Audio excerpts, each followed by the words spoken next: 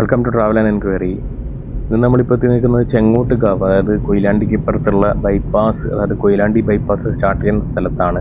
ഇപ്പം നമ്മൾ കാണുന്നത് കൊയിലാണ്ടി ബൈപ്പാസിൻ്റെ എൻട്രി പോയിന്റ് തന്നെയാണിത്. ഇവിടെ നിന്നാണ് എക്സിറ്റ് എൻട്രി ഉണ്ടാവുക. ഇതിൻ്റെ കുറച്ച് അപ്പുറത്തായിട്ടൊരു റെയിൽവേ ലൈൻ ഉണ്ട്, ആ അപ്പുറത്തെ ഭാഗത്തേക്ക് കൂടി. അതിനെ കവർ ചെയ്തുകൊണ്ടാണ് ഈ ഒരു ബൈപ്പാസ് സ്റ്റാർട്ട് ചെയ്യുന്നത്. നമ്മൾ കൊയിലാണ്ടി ടൗൺ ടച്ച് ആവാതെ തന്നെ നമുക്ക് നേരെ ഡയറക്റ്റ് നന്ദി ഗേറ്റ്, നമ്മൾ നന്ദി ബസാർ, നന്ദി ഗേറ്റ് എന്നൊക്കെ പറയുന്ന സ്ഥലമില്ല, അവിടത്തേക്ക് എത്തിച്ചേരുന്ന ഒരു നീളം കൂടിയ ഒരു ബൈപ്പാസാണ്. ഇതിൻ്റെ വർക്ക് ഏതാണ്ട് തുടങ്ങിയിട്ട് വളരെ ചെറിയ രീതിയിലുള്ള വർക്ക് കഴിഞ്ഞ് വരുന്നതേ ഉള്ളൂ.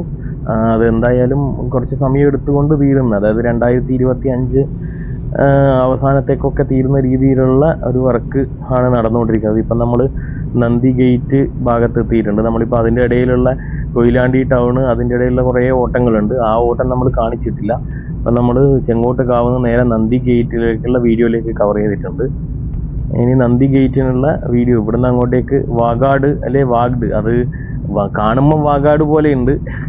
ഇപ്പോൾ ചില ആളുകൾ എന്നോട് പറഞ്ഞിരുന്നു വാഗ്ഡ് ആണെന്ന്. ഇപ്പോൾ എന്താണ് എന്നുള്ളത് അറിയില്ല. എന്തായാലും കുഴപ്പമില്ല, നല്ല രീതിയിലുള്ള വർക്ക് വളരെ ഫാസ്റ്റായിട്ട് തീർത്ത് നമ്മളെ ആ ഒരു ചിരകാല സ്വപ്നം പെട്ടെന്ന് തന്നെ യാഥാർത്ഥ്യമാക്കുന്ന രീതിയിലുള്ള ഒരു പ്രവർത്തനം നമുക്ക് വേണ്ടി കാഴ്ചവെക്കുന്നതിന് അവർക്ക് നന്ദി രേഖപ്പെടുത്തുകയാണ്. അപ്പോൾ നമ്മൾ ഏതാണ്ട് നന്ദി ഗേറ്റ് ആ പാലം, അതായത് അതിന് NH-66 റെയിൽവേ ഫ്ലൈ ഓവർ ബ്രിഡ്ജാണ് ഇപ്പോൾ നമ്മൾ കവർ ചെയ്തുകൊണ്ടിരിക്കുന്നത്. ഇപ്പോൾ ഏതാണ്ട് ഈ ഒരു നമ്മളെ NH-66 പുതിയ വർക്കുള്ള ഭാഗത്തേക്ക് ഇപ്പോൾ എത്തിച്ചേരും.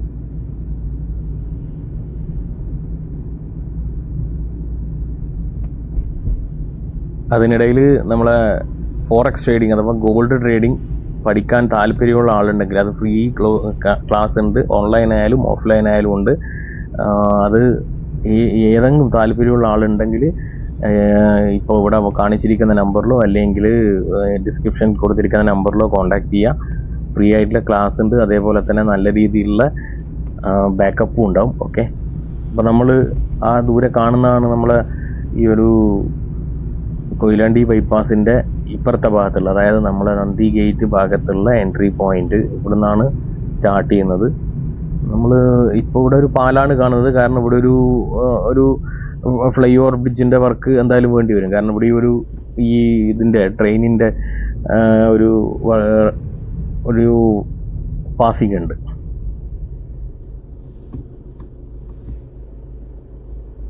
ഫ്ലൈ ഓവറും മറ്റുമൊക്കെ വേണ്ട ഭാഗത്തുള്ള കുറച്ച് സ്ഥലങ്ങളിൽ മാത്രമേ വർക്ക് കുറച്ചൊക്കെ സ്ലോ ആയിട്ടുള്ളൂ. ബാക്കിയുള്ള ഭാഗങ്ങളിലൊക്കെ അത്യാവശ്യം ഫാസ്റ്റായി തന്നെ വർക്ക് തീരുന്നുണ്ട്. നമുക്കിപ്പോൾ അത്യാവശ്യം മോശമല്ലാത്ത രീതിയിൽ വേഗതയിൽ ഓടാനും സാധിക്കണം.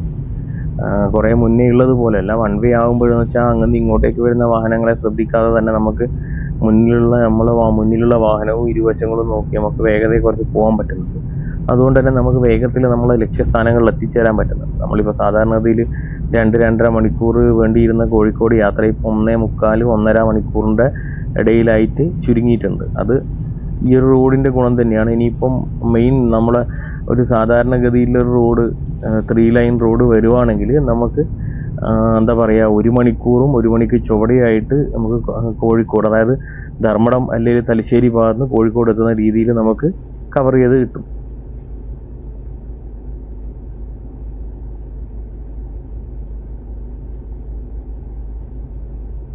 ഇനി നമുക്ക് പയ്യോളി, വടകര അങ്ങനെ അങ്ങോട്ട് പോകുന്ന ഭാഗങ്ങളാണ് നമുക്ക് കൂടുതലായും കാണിക്കേണ്ടതുള്ളത്. ഈ ഇരു സ്ഥലങ്ങളും നല്ല രീതിയിലുള്ള, അതായത് വർക്ക് കൊണ്ടുള്ള ബ്ലോക്ക് അത്യാവശ്യം നല്ല രീതിയിൽ രൂപപ്പെട്ടിട്ടുള്ള 2 ചെറിയ ടൗണുകളാണ്.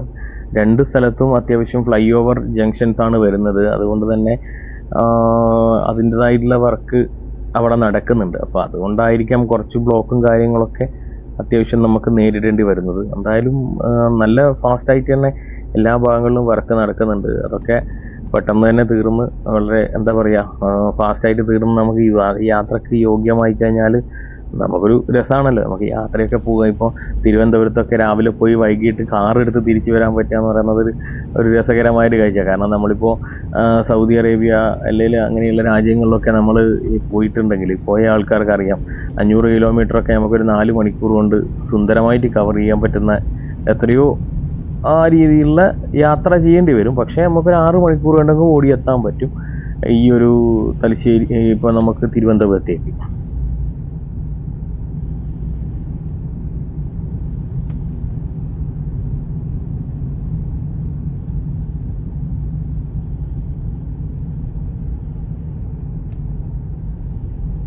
നമ്മളിപ്പോൾ ഏതാണ്ട് തിക്കോടി എന്ന് പറയുന്ന സ്ഥലത്തിന്, തിക്കോടി എന്ന് പറയുന്നത് മറ്റൊന്നുമല്ല, കോഴിക്കോടിൻ്റെ FCI ഗോഡൗണ് സ്ഥിതി ചെയ്യുന്ന ഏറ്റവും വലിയ ഒരു ഭാഗമാണിത്. അതേപോലെ തന്നെ ഇവിടെ നിന്നാണ് എന്താ പറയുക, കൂടുതലും ഈ റെയിൽവേ വഴിയുള്ള ചരക്ക് നീക്കങ്ങളും കാര്യങ്ങളൊക്കെ നടക്കുന്നത് കോഴിക്കോടിൻ്റെ കാര്യമായ. അതേപോലെ തന്നെ ഇതൊന്ന് വെസ്റ്റ് ഹില്ലിലുണ്ട്, പക്ഷെ കൂടുതലും തിക്കോടിയാണ്. തിക്കോടിയുടെ ഈ ഒരു സ്റ്റോറേജ് ഫെസിലിറ്റിയും കാര്യങ്ങളൊക്കെയുള്ള വലിയൊരു റെയിൽവേ സ്റ്റേഷനാണ്. പക്ഷേ ലോക്കൽ സ്റ്റേഷനാണ്, എന്നാലും ഇത് കൂടുതലും ചരക്ക് നീക്കങ്ങൾക്കാണ് ഉപയോഗിക്കുന്നത്. ഇപ്പം നമ്മുടെ വലത് സൈഡിലായിട്ട് ഇടത് സൈഡിലായിട്ട് കാണുന്ന ഭാഗത്താണ് ആ ഒരു റെയിൽവേ സ്റ്റേഷൻ ഉള്ളത്. കുറച്ചും കൂടി ഉള്ളോട്ട് പോകണം. ഇപ്പം നമ്മൾ ആ ബിൽഡിംഗ് കാണുന്നുണ്ടല്ലോ, അതെല്ലാം അതിൻ്റെ സ്റ്റോറേജ് സ്പേസ് ആണത്.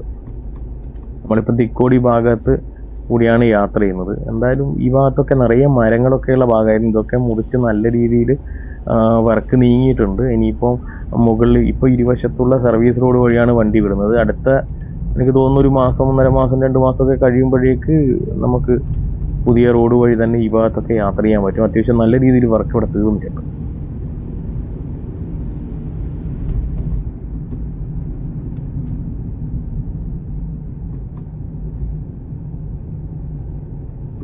സുഹൃത്തുക്കളെ, മറ്റൊരു കാര്യം ഒന്നും കൂടി ഓർമ്മിപ്പിക്കുകയാണ്. നമ്മളെ ഈ ഒരു ഗോൾഡ് ട്രേഡിങ്ങിന് താല്പര്യമുള്ള ആളുണ്ടെങ്കിൽ ഇപ്പോൾ ഇനി വരുന്ന നമ്പറിൽ കോൺടാക്ട് ചെയ്യുക. അതേപോലെ തന്നെ ഈ നമ്പർ ഡിസ്ക്രിപ്ഷനിലും കൊടുത്തിട്ടുണ്ട്.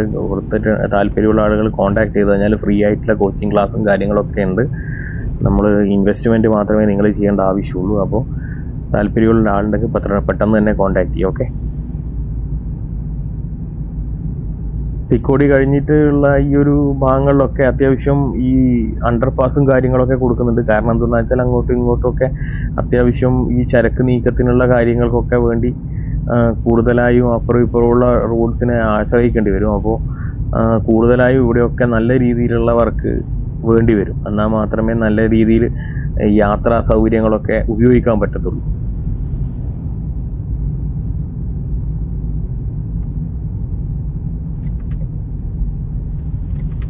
പയ്യോളി ടൗണിനോടൊക്കെ അടുക്കുമ്പോൾ തന്നെ നമുക്ക് അത്യാവശ്യം നല്ല രീതിയിലുള്ള മാറ്റങ്ങൾ ഇപ്പം കാണാൻ സാധിക്കുന്നുണ്ട്.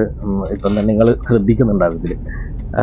ഈ ഭാഗത്ത് പഴയ റോഡിൽ കൂടി തന്നെയാണ് വാഹനങ്ങൾ വിടുന്നത്. പക്ഷെ നിറയെ വർക്കുകൾ ഇവിടെ അത്യാവശ്യം ഈ ഫ്ലൈ ഓവറിൻ്റെയും കാര്യങ്ങളൊക്കെ, ഈ സ്പാൻസും കാര്യങ്ങളൊക്കെ റെഡിയാക്കി വെച്ച സ്ഥലങ്ങളും കുറേ ഉണ്ട് ഇവിടെ. അത് അത്യാവശ്യം നിങ്ങൾ ശ്രദ്ധയിൽപ്പെടുന്നുണ്ടാവും. ഇപ്പം നമ്മളൊരു ഈ ഒരു സർവീസ് റോഡ് വഴി തന്നെയാണ് യാത്ര ചെയ്യുന്നത്. ഇവിടെയൊക്കെ സർവീസ് റോഡിൻ്റെ പണി പരിപൂർണമായി തന്നെ നല്ല രീതിയിലാക്കി മാറ്റിയിട്ടുണ്ട്. ഇനി നമുക്ക് മുകളിലുള്ള റോഡ് സെറ്റായി കഴിഞ്ഞാൽ അതിലൂടെ യാത്ര ചെയ്യുക കൂടെ മാത്രമേ വേണ്ടുള്ളൂ.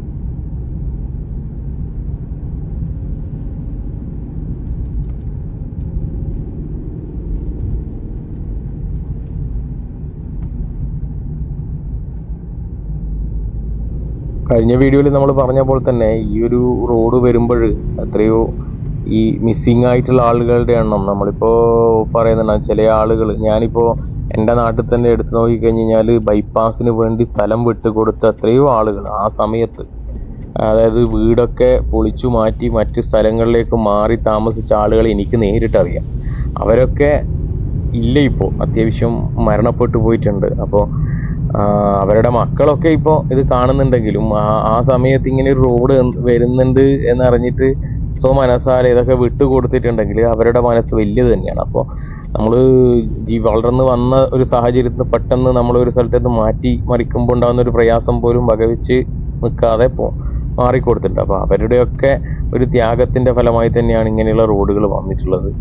അപ്പോൾ നമുക്ക് അവർക്കൊക്കെ ഒരു ആദരാഞ്ജലിയും കൂടി നേരാം. കാരണം എന്ന് വെച്ചാൽ ഈ റോഡൊക്കെ വരുമ്പോൾ അവരിത് കാണാനില്ല എന്നുള്ളത് വലിയ ദുഃഖം തന്നെയാണ്. കുഴപ്പമില്ല, നമുക്കിപ്പോൾ ഒന്നും ചെയ്യാൻ കഴിയില്ല. എന്തായാലും ഇന്നത്തെ വീഡിയോ ഇവിടെ അവസാനിപ്പിക്കുകയാണ്. നാളെ പയ്യോളി ടൗണിൻ്റെ വീഡിയോ ഉണ്ട്. ഇപ്പോൾ ഏതാണ്ട് പയ്യോളി ടൗൺ എത്താനായിട്ടുണ്ട്. അപ്പോൾ അടുത്ത വീഡിയോയിൽ കാണാം. Okay, thank you.